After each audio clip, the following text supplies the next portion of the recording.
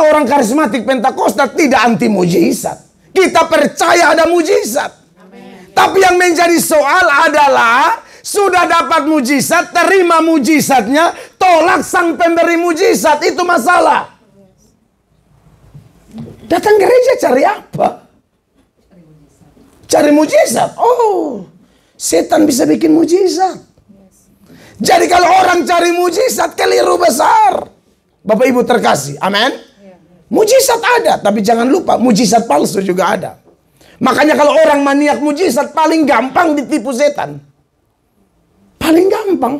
Saya tunjukkan ya, ada mujizat palsu. Misalnya dalam 2 Tesalonika 2 ayat 9. 2 Tesalonika 2 ayat 9. Perhatikan. Ayat ini beri keterangan adanya mujizat-mujizat palsu. Kalau kita percaya yang mujizat asli. Amin. Jangan yang palsu-palsu begini. Perhatikan.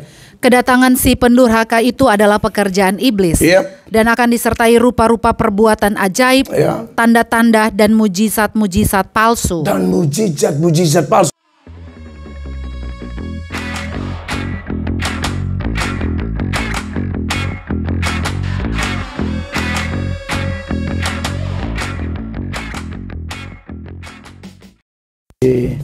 Baik, puji Tuhan. Terima kasih banyak Pak Rudi. Tuhan memberkati. Beri tepuk tangan sekali lagi yang meriah bagi Tuhan Yesus Kristus. Puji Tuhan. Shalom. Baik, saya Pendeta Mel Atok dari NTT Indonesia. Saya mengucap syukur ada di wilayah pelayanan JKI yang digembalakan oleh Bapak Rudi Gunawan. Di LA kemarin saya sudah khotbah di JKI Miracle Center. Lalu satu cabang lagi di Irvine. Tapi kedua hambanya suami istri ada di Indo untuk kepentingan pekerjaan Tuhan. Dan satu informasi yang saya terima dan menguatkan saya adalah bahwa gereja JKI yang digembalakan oleh Pak Rudi Gunawan punya hati untuk melayani gereja-gereja di NTT, khususnya di Sumba, itu di daerah kami. Dan luar biasanya lagi adalah bukan satu sinode dengan gereja yang digembalakan oleh Pak Rudi. Ini teladan luar biasa di zaman akhir menuju akhir zaman, bahwa ku tak pandang dari gereja mana, asal kau berdiri atas firman-Nya, kita saudara kerajaan Allah. Amin. Mau darah Tionghoa, darah Batak, darah Timor, darah Jawa, darah Maluku, darah Papua, apapun latar belakang kita, tapi dalam darah Yesus kita keluarga. Amin, kekasih Allah. Saya mengucap syukur setelah di JKI LA, hari ini ada di San Francisco. Ini kemurahan Tuhan luar biasa. Saya bersama istri dan kedua anak. Saya punya 4 orang anak karena saya melayani Tuhan, dan sebelum ada pacar yang istri saya dan belum menikah, saya sudah berdoa dan sudah khotbah di pedalaman Kalimantan, di mana-mana saya bilang kelak saya mau punya anak 4 orang laki-laki semua. Dan saya benar-benar minta, saya suka anak cowok gitu. Jadi saya berdoa minta anak laki semua 4, dan hari ini puji Tuhan anak saya 4 semua laki. Itu bukan karena saya jago berdoa, tapi hebatnya sang penjawab doa, yaitu Yesus Kristus. Amin. Tuhan Yesus yang luar biasa. Tidak ada pendeta luar biasa. Kita bisa melayani karena anugerah Tuhan semata-mata.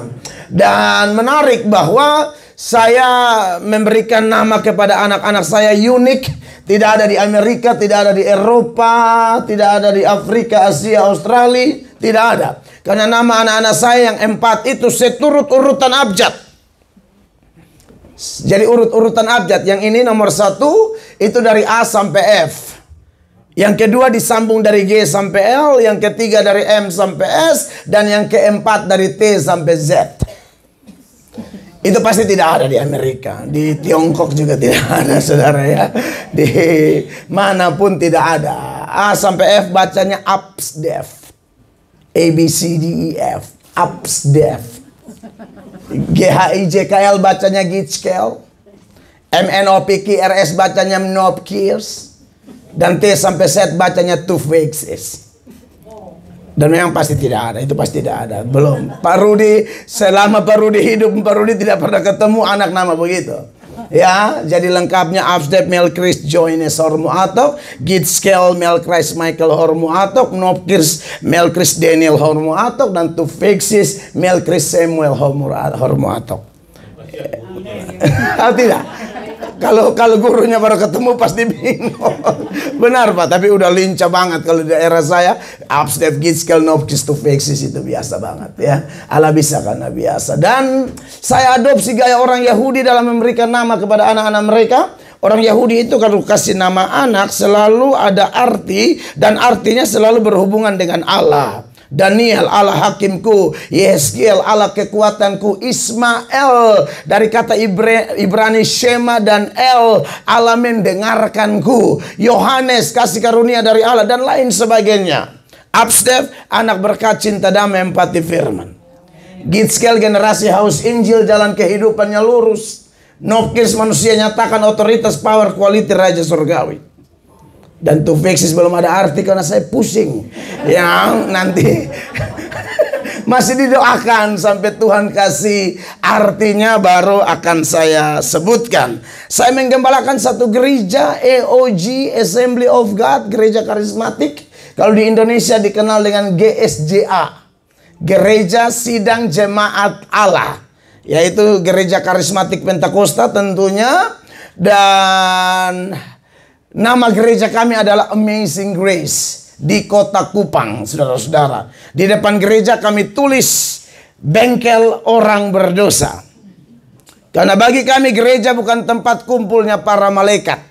Gereja adalah tempat berkumpulnya keturunan Adam dan Hawa yang tidak bisa tidak pasti berdosa. Tapi ketika menerima Yesus, mereka adalah ciptaan baru. Amin. Yang lama sudah berlalu, sesungguhnya yang baru sudah datang. Dan dari waktu ke waktu kami terus dibaharui, diperbaiki terus menerus, supaya semakin hari semakin serupa dengan Kristus. Baik, hanya itu pengenalan singkat. Saya mengajak kita perhatikan kitab suci kita masing-masing dari Injil Lukas pasal 15 ayat 28 sampai ayat 32.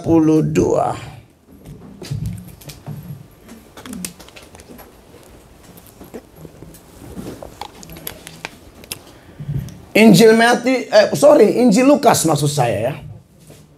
Saya bilang Injil Lukas tadi ya. Saya pikir Matius. Ini pengaruh dingin ya. Injil Lukas 15, 28 sampai 32. Bapak Ibu perhatikan kitab suci dan kita baca bergantian. Saya lebih dahulu. Maka marahlah anak sulung itu dan ia tidak mau masuk. Lalu ayahnya keluar dan berbicara dengan dia. 29 jemaat 23. Tetapi ia menjawab ayahnya, katanya, telah bertahun-tahun aku melayani Bapa dan belum pernah aku melanggar perintah Bapa. Tetapi kepadaku belum pernah Bapa memberikan seekor anak kambing untuk bersuka cita dengan sahabat-sahabatku. Tetapi baru saja datang anak Bapa yang telah memberoskan harta kekayaan Bapa bersama-sama dengan pelacur-pelacur. Maka Bapa menyembelih anak lembu tambun itu untuk dia. 31.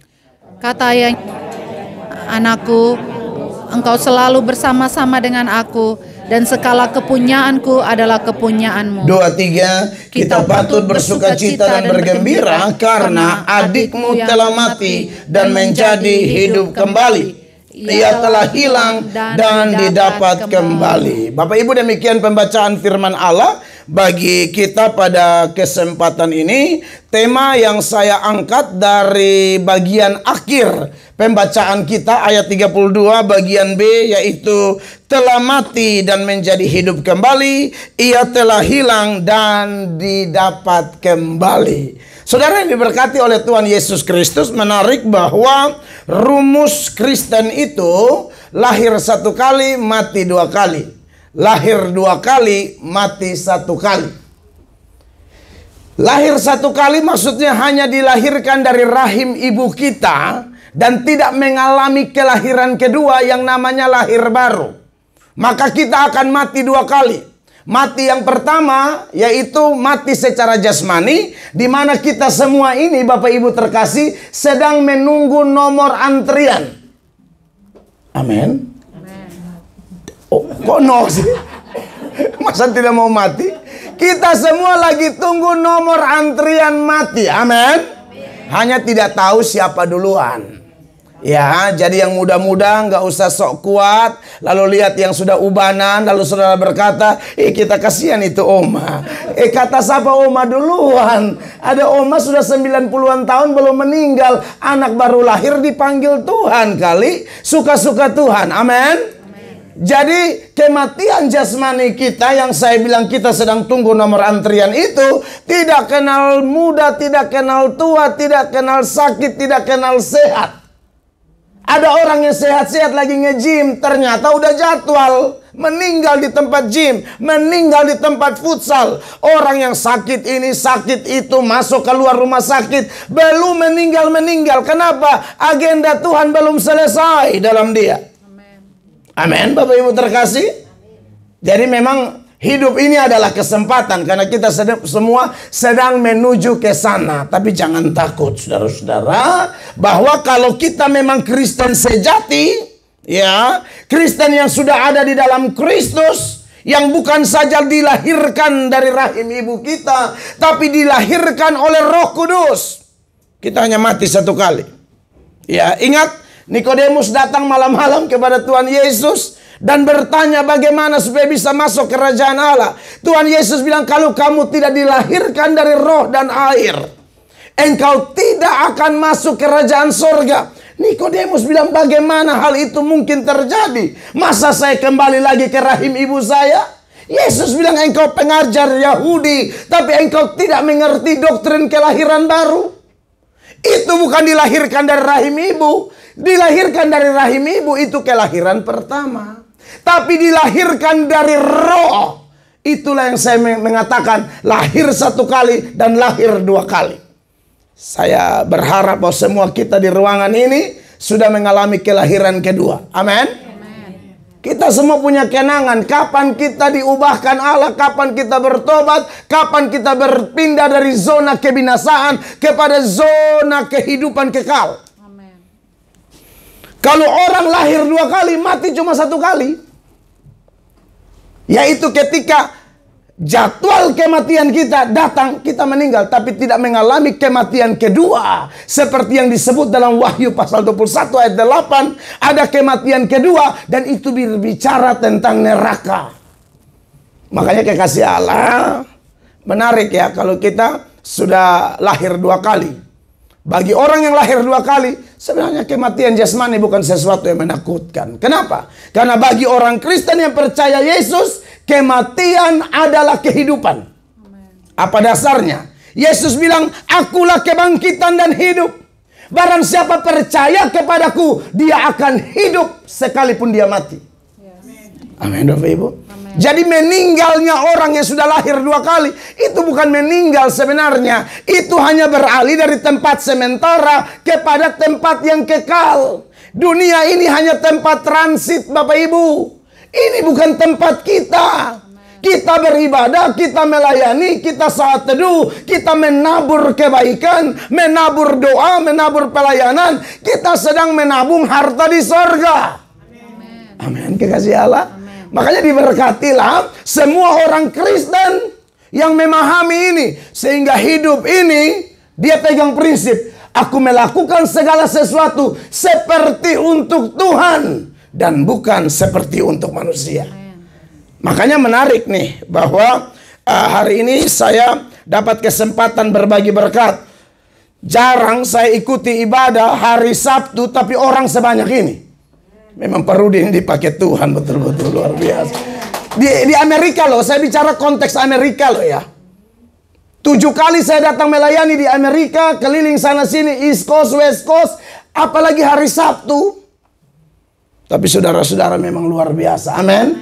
Karena kita bersekutu supaya satu dengan yang lain semakin kuat. Tapi ingat, kita tabung harta di sorga. Jerih payah kita tidak sia-sia. Tidak ada orang beribadah lalu sia-sia. Latihan badani terbatas gunanya. Tapi ibadah berguna dalam segala hal. Karena mengandung janji untuk hidup saat ini maupun hidup dalam kekekalan nanti. Amin. Ingat sekali lagi Bapak Ibu, ini cuma sementara ya. Ayub bilang apa? Ketika semua anaknya meninggal, semua hartanya habis, Ayub berkata, terpujilah Tuhan, Tuhan yang memberi, Tuhan yang mengambil. Aku datang dengan telanjang, aku kembali dengan telanjang. 1 Timotius 6 ayat 7, ayat itu berkata, kita datang ke dunia tidak bawa apa-apa. Kita meninggal juga tidak bawa apa-apa. Kita punya apa-apa itu titipan. Kenapa Tuhan titip? Tuhan mau pakai kita jadi berkat. Amen. Seperti yang JKI sudah lakukan di mana-mana, termasuk di NTT. Karena memang kita cuma jadi berkat. Saya tahu itu, saya dengar cerita itu visi yang Tuhan kasih di Ibu Gembala. Hidup ini mesti jadi berkat. Diberkati untuk memberkati. Sebab tidak ada yang kita bisa bawa ke luar sana. 1 Timotius 6 ayat 7. Sebab kita tidak membawa sesuatu apa ke dalam dunia. Yep. Dan kita pun tidak dapat membawa apa-apa keluar. Tidak bisa bawa apa-apa.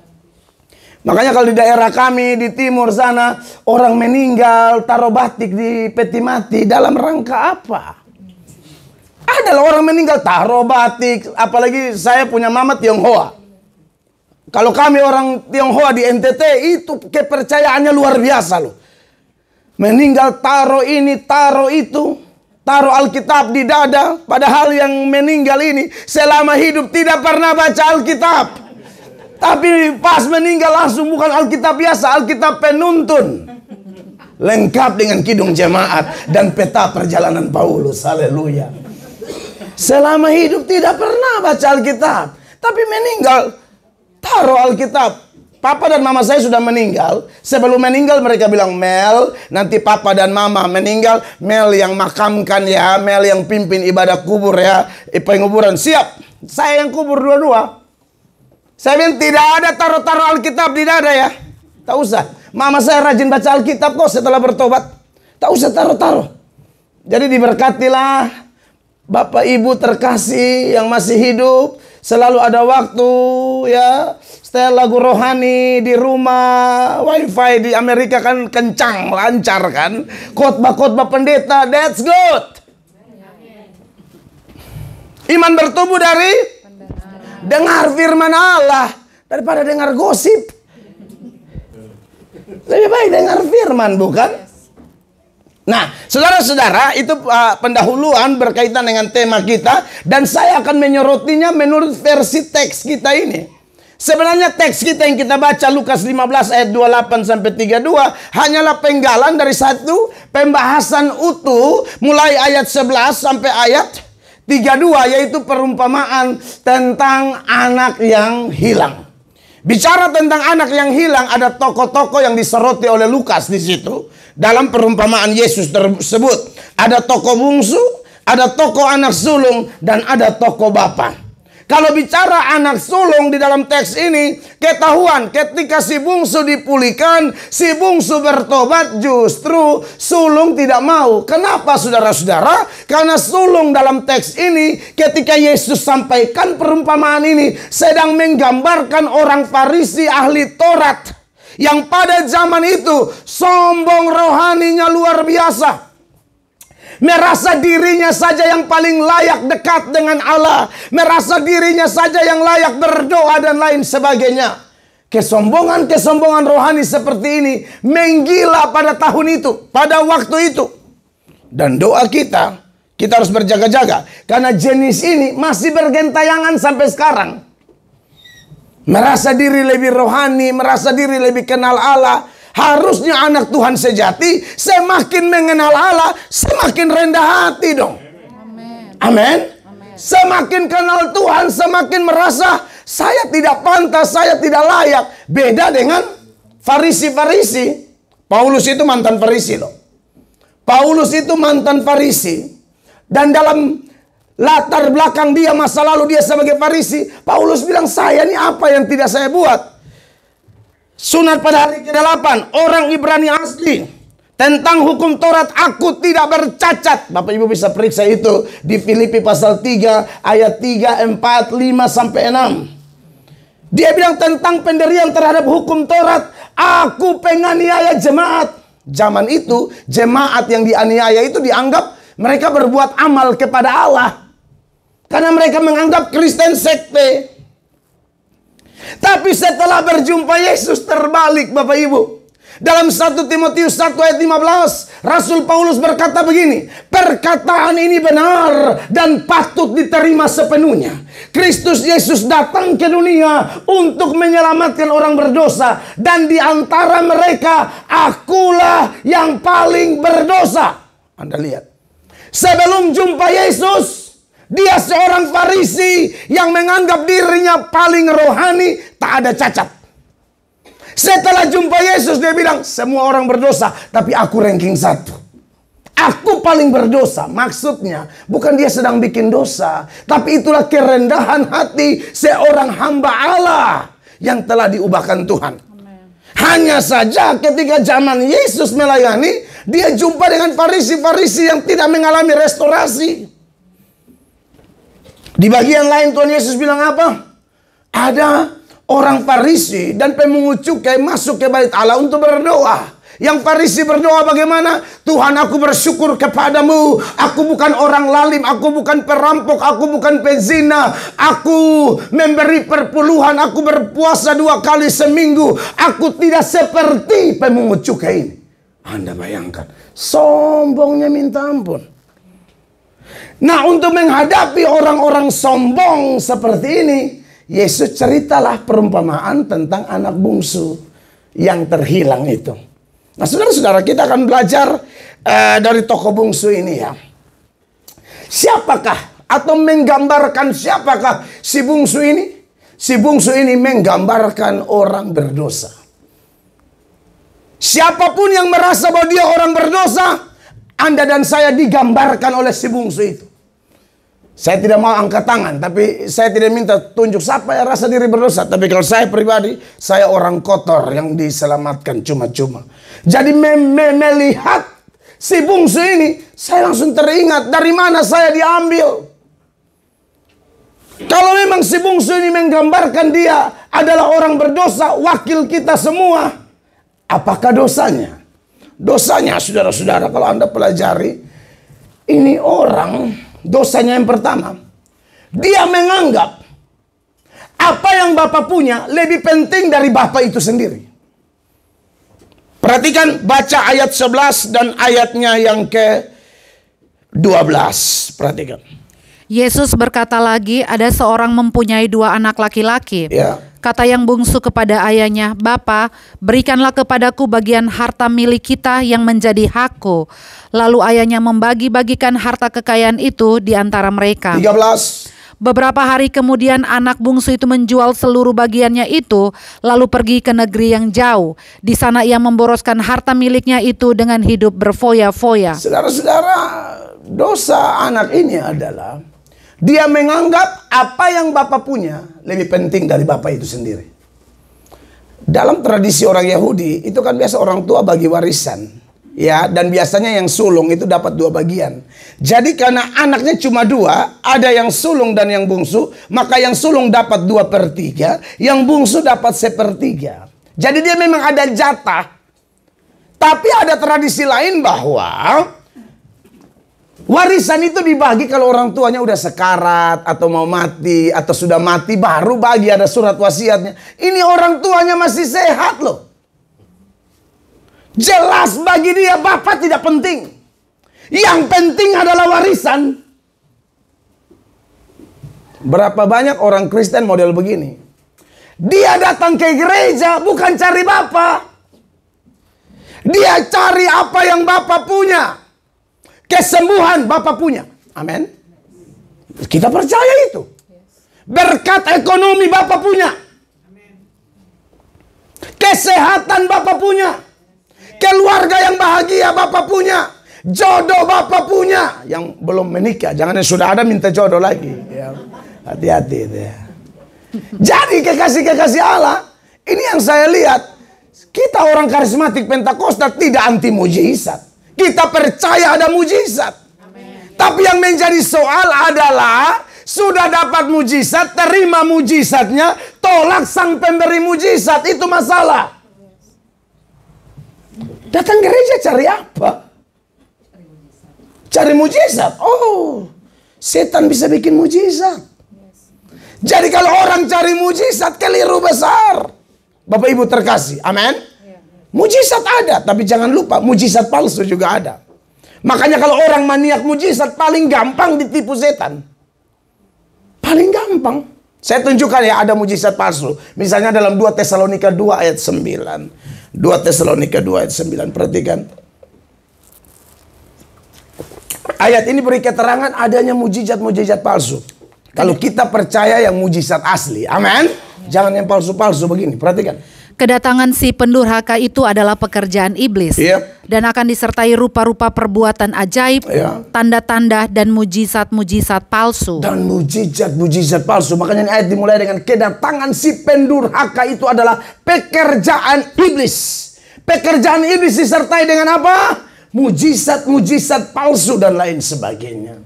Bapak Ibu terkasih, makanya ketika Musa diutus lalu tongkatnya taruh jadi ular, Firaun biasa aja. Firaun bilang panggil ahli-ahli, taruh tongkat, ular juga. Amin, kekasih Allah. Makanya kalau pernah baca buku Mukendi, itu orang mantan dukun santet dari Afrika sana kalau tidak salah. Kalau yang setan punya, dia bilang sembuh, tapi nggak sembuh, sakitnya pindah. Sampai kita ketergantungan sama dia. Kalau yang dari Tuhan tidak demikian. Bahkan dari Tuhan, prinsipnya mau ada mujizat atau tidak. Sekalipun kita percaya mujizat, mau ada atau tidak. Prinsip Daniel, Sadrak, Mesak, Abednego. Amin. Kalau Tuhan yang kami sembah sanggup menolong kami, dia akan tolong kami. Tapi andai kata dia tidak tolong, kami tidak sembah patung berhala Nebukadnezar. Itu baru iman kualitas. Amin, kekasih Tuhan. Iman besar, itu iman yang bisa pindahkan gunung. Iman benar, sekalipun gunung tidak pindah, kita tidak tinggalkan Tuhan. Amin. Saudara setuju sampai sini? Iman besar bisa pindahkan gunung. Iman benar, andai kata gunung tidak pindah, kita tetap berkata, sekali Yesus tetap Yesus. Paulus punya duri dalam daging sampai mati tidak hilang, tapi Paulus tidak tinggalkan Yesus. Amin, Bapak Ibu terkasih. Makanya saya bersyukur bahwa kalau jemaat di sini memahami ini, kita datang ke gereja, ke rumah Bapa, cari Bapa nomor 1. Cari Yesus nomor 1. Amin. Jangan cari hanya percikan-percikannya, cari sumbernya. Dapat Yesus, dapat semua. Punya semua tapi tidak punya Yesus, sama dengan tidak punya apa-apa. Saudara setuju ini ya, Bapak Ibu terkasih. Ini dosa si bungsu ini. Yang dia prioritaskan cuma yang Yesus punya. Saya sudah layani banyak orang. Janjinya luar biasa. Kalau sembuh, kalau bisnisku jalan, kalau proyek lancar. Lancar hilang. Sembuh hilang. Padahal mujizat itu sebenarnya adalah jembatan untuk menuju pertobatan. Bukan jembatan untuk menuju malapetaka. Tuhan bikin mujizat. Dia bikin mujizat dengan Petrus misalnya ya. Simon Petrus, dia bilang di Lukas 5 ayat 1-11, dia datang, orang-orang sudah berbondong-bondong di pantai mau dengar khotbah. Anda lihat dulu, orang dengar firman tidak harus di gedung gereja, di pantai pun jadi. Amin. Di Ros pun jadi. Haleluya, ini keren. Dan Tuhan Yesus pinjam perahu Petrus. Perahu Petrus itu adalah alat cari nafkah. Tuhan pinjam perahunya untuk jadi mimbar. Dari perahu itu Yesus ngajar. Selesai ngajar, Tuhan bilang apa? Bertolak ke dalam, tebarkan jalamu di sebelah kanan. Buat tuan rumah pemilik Ros atau semua jemaat JKI yang memberikan fasilitas Anda untuk kepentingan Tuhan, saya ingatkan saudara-saudara, Allah yang kita sembah tidak buta, tidak tuli. Dia tahu setiap pengorbanan kita. Petrus tebarkan jala. Petrus bilang, guru, kami sudah semalam-malaman, karena ikan itu akan banyak di malam hari. Siang nggak ada. Saya tahu Pak Rudi dan tim sudah sering ke Israel, bukan? Siang hari tebarkan jala, nggak mungkin dapat ikan. Tidak mungkin dapat ikan. Tapi lihat anak-anak Tuhan yang tanpa hitung untung berapa, rugi berapa. Kalau sudah menabur untuk Tuhan, Allahmu Allah Jehovah Jireh, Allah Jehovah Shammah, Dia El Shaddai. Amin. Yes. Tuhan pasti berkati kita. Amen. Tebarkan jala, tarik. Orang di NTT daerah saya bilang, hela tahan terontong. Hela tahan terontong itu artinya kau tarik itu berkat sampai mabok. Kau tarik itu berkat berkelimpahan. Kerja keras nol besar. Tapi ketika taat Kristus, memberi fasilitas, cari nafkah kepada Yesus, Yesus balas berkali lipat. Makanya pemilik gedung ini saya lihat, wah, saya masuk pertama saya dengan ibu yang WL, Ibu Yenti. Wah, saya lihat luar biasa. Saya tidak sangka bahwa nanti manusia sebanyak ini. Tuhan baik. Tuhan baik. Tak usah khawatir masalah itu. Yesus bilang burung di udara saya pelihara, apalagi kamu. Kamu lebih berharga dari burung di udara. Burung di udara versi Matius berapa? 2 ekor seduit. Itu pecahan uang paling kecil. Versi Lukas 5 ekor 2 duit. Kecil banget. Harga Anda dan saya berapa? Darah Yesus. Amen. Itu harga kita. Amen. Harga kita mahal banget. Yes. Jangankan kita yang waras, yang gila aja Tuhan hargai jiwanya. Itu orang yang kerasukan setan di Gerasa. Tuhan pindahkan itu setan-setan dalam dia ke dalam 2000 babi. Babi 1 ekor berapa? Masa coba saudara hitung coba. Di NTT di Sumba itu Pak Rudi, itu ada babi kalau urusan adat bisa 10 sampai 20 juta mungkin. Papua 30 juta loh. Pakai standar NTT lah yang di Sumba ya. 10 juta kali 2000. 20 M ya? Ya, 20 miliar. Orang gila, bukan harganya 20 miliar, bukan. Tuhan Yesus rela diusir, diomelin sama orang-orang di situ. Yang penting si gila ini sembuh. Kenapa? Jiwa si gila ini berharga. Ya saudara yang belum gila, dengar. Maksudnya, kita ini berharga. Amin, kekasih Allah.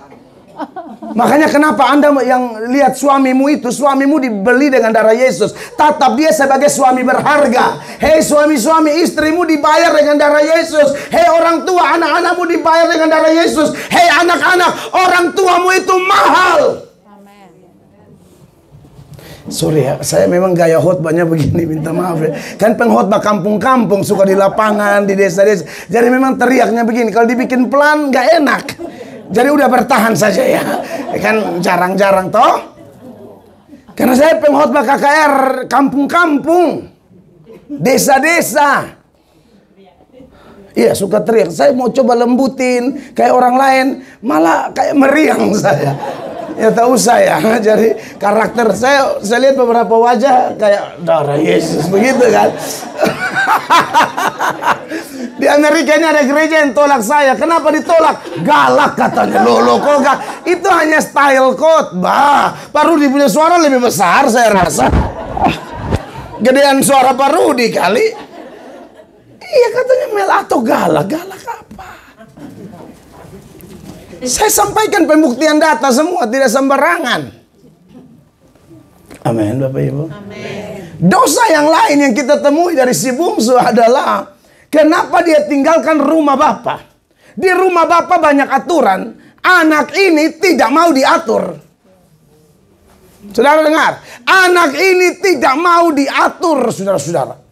Ngomong tentang tidak mau diatur, tahukah Bapak Ibu ini dosa apa? Ini manifestasi kesombongan. Sombong bukan dosa orang kaya, orang cantik, atau orang sukses. Bukan. Ada yang miskin, tidak cantik, melarat, tapi sombong. Sorry to say. Karena nggak mau diatur. Tuhan bilang kanan, dia bilang kiri. Tuhan bilang maju, dia mundur. Ini orang tidak mau diatur. Di rumah Bapa banyak aturan. Amin. Saudara yang sudah menikah, aturannya apa? Jangan ada pill, jangan ada will. That's right. Jangan ada pria idaman lain, jangan ada wanita idaman lain. Kristen hanya menganut monogami, nikah 1 kali seumur hidup, kecuali pasangannya meninggal. Jangan pasangan baru sakit-sakitan, ngana so cari. Darah Yesus berkuasa. Ini istri baru panas tinggi, dia bilang saatnya, haleluya, yang baru itu tiba. Tunggu dulu, mujizat masih ada. Haleluya. Ngeri-ngeri sedap kadang-kadang. Sorry ya, kadang-kadang pendeta juga ya selingkuh. Ada, harus ngomong ini. Nah inilah ini karakter saya. Sorry ya kalau tidak mau undang lagi tidak apa-apa. Tapi saya harus ngomong ini. Banyak pendeta selingkuh. Janda-janda yang umur 80-an tahun dia tidak tanya beban. Tapi janda 30-an yang kuteksnya merah, kuning, hijau di langit yang biru. Oh haleluya. Dia langsung tanya, ada masalah ses? Makanya banyak pendeta rubuh gara-gara ini. Makanya saya, Bapak Rudi dan semua orang tua saya di sini, saya kemana-mana usaha banget bawa istri. Tidak usah sok jago. Saya nggak sok bilang paling suci, bukan, bisa tumbang juga kan. Makanya lu jangan jalan sendiri terus. Wewe gombel di mana-mana tahu. Darah Yesus berkuasa. Makanya saya ngeri-ngeri sedap ini. Tidak boleh ada pil, tidak boleh ada will. Amin. Ingat, janji nikah itu bukan janji kepada pendeta. Kami hanya perpanjangan tangan Allah. Ketika orang pasang cincin atau bikin komitmen di altar ketika nikah kudus itu, dia janji kepada Tuhan Allah, bukan kepada pendeta. Sebagaimana cincin ini bulat tak berujung, demikianlah kasihku kepadamu di dalam Tuhan Yesus Kristus. Aku menghormatimu dalam sakit dan sehat, dalam suka dan duka, dalam untung dan rugi, waktu langsung apapun kondisimu. Haleluya. Ada orang selingkuh hanya alasan istri badan tambah besar. Jangan. Dia bilang, kenapa selingkuh? Dulu istri peluk masih dapat, maksudnya masih langsing. Ya, sekarang sudah dapat. Ya kalau tidak dapat, lari keliling. Sambil lari sambil berkata, Papa love mama, gitu loh. Amin, Bapak Ibu terkasih. Oh iya. Ya bapak-bapak kalau ada yang nakal-nakal di sini, abis ini kita foto bersama dulu. Kenang-kenangan ya. Janganlah, Tuhan sudah mau datang masih nakal-nakal apa. Jangan STNK, sudah tua nakal kembali. Hancurkan kuasa kegelapan. Tambah tua tambah cinta Tuhan, tambah tua tambah dukung pelayanan. Amin. Supaya itu jadwal di atas, Tuhan tekan di atas kan putus di bawah. Maksudnya tekan di atas kan jantung stop di bawah toh. Mati dalam kebenaran. Amin Bapak Ibu. Amin. Itu sudah rumus Tuhan itu. Rumus Tuhan yang lain apa? Hei istri, tunduklah kepada suamimu. Ibu-ibu, tolonglah. Anda tuh tulang rusuk bukan tulang leher. Karena kepala tuh bergerak tergantung leher katanya. Ya ke leher dan kiri-kiri, kanan-kanan. Jangan begitu. Istri yang baik tunduk kepada suami, bukan tanduk suami. Kalau tunduk Roh Kudus, tanduk roh kerbau dari Sumba. Istri yang baik tunduk kepada suami. Amin. Sarah panggil suaminya Tuan. Bukan wae lo, bukan. Istri-istri sekarang, Yesus ampun. Panggil suami, tidak ada hormat-hormatnya. Bagaimana bisa berharap orang lain hormat suami Anda kalau Anda tidak hormat suami Anda sendiri? Sorry, ini bukan sok-sok mesra atau gimana, itu Alkitabiah. Panggil kayak babe. Amin. Atau bi, habi, bi. Han. Iya toh? Lu panggil gua, enggak, gua panggil hantu. Iya kan ada yang manja, panggil istri Preti. Disingkat aja, Pret. Kekasih Tuhan. Haleluya. Oh iya dong. Istri, suami saling hormati dan lain sebagainya. Kerja, ada berkat. Tuhan bilang kasih perpuluhan. Ini sekarang kacau nih, orang ajar di YouTube. Di mana-mana perpuluhan tidak ada. Lu ajar dari mana perpuluhan tidak ada? Katanya Yesus tidak ajar perpuluhan. Kau kurang baca Alkitab. Atau bacanya hanya mau aman aja. Matius 23 ayat 23. Yesus ajar perpuluhan di sini. Perpuluhan memang tidak sepenting belas kasihan, kasih setia, dan kesetiaan, belas kasihan, keadilan dan kesetiaan. Tapi bukan berarti perpuluhan dibuang.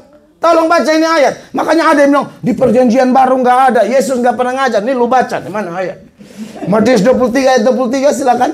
Celakalah kamu, hai ahli-ahli Taurat dan orang-orang Farisi. Ya. Hai kamu orang-orang munafik, sebab persepuluhan dari selasi, adas manis dan jintan kamu bayar. Betul. Tetapi yang terpenting dalam hukum Taurat kamu abaikan, yaitu keadilan dan belas kasihan dan kesetiaan. Yang satu harus dilakukan dan yang lain jangan diabaikan. Yang satu dilakukan, yang lain jangan diabaikan. Saya harus bilang, perpuluhan tidak lebih penting dari kesetiaan, ya, belas kasihan, dan juga keadilan. Betul, ketiga hal ini lebih penting. Tapi lihat kalimat terakhir. Yesus bilang apa? Yang satu harus dilakukan, yang lain jangan diabaikan. Itu artinya Tuhan bilang perpuluhan tetap jalan. Walaupun buat apa kasih perpuluhan tapi tidak setia. Kira-kira begitu. Buat apa kasih perpuluhan tapi tidak ada belas kasihan dan keadilan. Dua-dua harus jalan. Dan masih banyak data. Ya. Saya mesti ngomong ini karena kadang-kadang orang, saya lihat, saya kemana-mana di Amerika nih orang tanya, Pak, perpuluhan masih boleh atau tidak? Kenapa memangnya? Sebab Bapak Pendeta ini ajar. Iya, Bapak Pendeta itu sok tahu. Yesus bilang lanjut. Tapi dia dokter. Dia mau dokter kayak mau setan kayak. Ini Yesus. Sombong banget lu dokter. Rasul aja salah kita tolak, kok cuma dokter doang. Saudara, kebenaran tidak ditentukan dari dia dokter atau dia pimpin berapa ribu orang. Bukan itu. Back to the Bible. Amen. Orang sesat karena tidak mengerti kitab suci. Ya. Makanya jemaat Berea itu jemaat keren banget. Siapapun pengkhotbahnya dalam Kisah Para Rasul 17 mulai ayat 10. Siapapun pengkhotbahnya, mereka lapar dan haus, dengar tapi teliti. Itu keren. Perhatikan Bapak Ibu. Tetapi pada malam itu juga, segera sesudah saudara-saudara di situ menyuruh Paulus dan Silas berangkat ke Berea. Terus, setibanya di situ pergilah mereka ke rumah ibadat orang Yahudi. Apa yang terjadi? Orang-orang Yahudi di kota itu lebih baik hatinya daripada orang-orang Yahudi di Tesalonika. Kenapa? Karena mereka menerima firman itu dengan segala kerelaan hati. Terus? Dan setiap hari mereka menyelidiki kitab suci untuk mengetahui apakah semuanya itu benar demikian. Dua sikap. Yang pertama rindu, lapar, haus, tapi teliti. Amin. Ya. Mau pendeta siapa saja termasuk saya, catat, paling bagus catat sih, nanti lain kali deh. Tapi ini ada di YouTube kok, di channelnya Pak Rudi ada, di gereja ada, nanti di channel saya juga akan ada. Harus teliti. Saudara tahu yang khotbah siapa? Paulus. Bagi Berea, jemaat Berea, mau Paulus kayak Silas kayak, periksa dulu, kan manusia bisa salah. Amin. Ya. Harusnya begitu jemaat yang sehat. Ya. Bukan, tapi dia namanya gede loh. Mau nama gede kok nama apa kan? Paulus, dia mau lebih gede dari Paulus. Makanya kadang-kadang, aduh itulah. Orang Kristen itu bukan agama rasa-rasa. Ini bukan makan kuah asam. Rasa kurang pas. Bukan. Pokoknya firman bilang apa ikut. Si bungsu ini tidak mau diatur. Saudara dan saya datang ke rumah Tuhan. Yang pertama cari Bapa dan cari aturan Bapa. Bapak maunya apa sih? Kalau ikut aturan Bapak, percaya deh kita diberkati. Amen. Banyak orang cuma mau berkatnya, tidak mau aturannya.